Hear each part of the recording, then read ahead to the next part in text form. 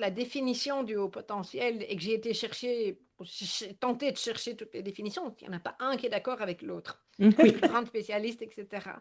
Et donc moi, je me sentais pas légitime étant pas une, entre guillemets «une experte», je suis pas une scientifique et j'avais peur de et puis j'avais jamais écrit, OK. Et puis j'avais aussi une deadline parce que moi j'ai quand même fait, relativement fort. J'étais absolument convaincue que le jour où je serai prête, on m'a prise pour une cinglée, mais en même temps ça s'est fait comme ça, donc j'assume.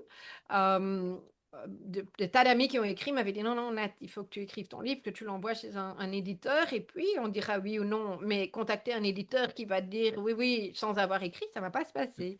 Bah si, moi j'en ai eu 2, tu vois? J'ai pu choisir donc mais par contre, le piège, c'est que, j'avais une date, une éditrice absolument adorable, mais qui ne m'a absolument pas aiguillée, absolument Mmh. pas. Et donc je me suis retrouvée toute seule face à l'immensité du job.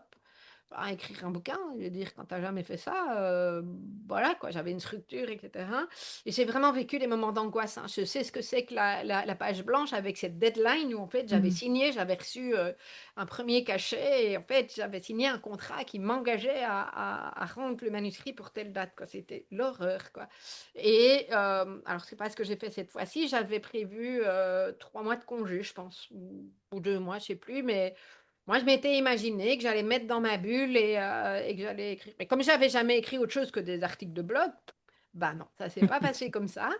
Moi, en fait, je me rends compte que j'écris en alternance, j'écris très, très bien en alternance, que je me nourris des échanges des gens et cetera et là, j'étais tellement dans mes peurs et dans le mental que c'est de là où je l'ai écrit, en fait. OK? Ouais. Donc ça a été l'expérience du premier. Après la deuxième édition est ressortie, donc je l'ai relu, j'ai corrigé deux trois trucs. On me dit: «Ouais, c'était pas si mal quoi», donc quand même assez fière de ce que Ouais. j'ai écrit, hein et il est best-seller donc mais ça a été douloureux. Je l'ai écrit à la fin du livre d'ailleurs. Ça a été, compliqué pour moi de par cette peur du regard, hein. Je pense Mmh. que c'était vraiment ça en fait, de pas assumer qui j'étais.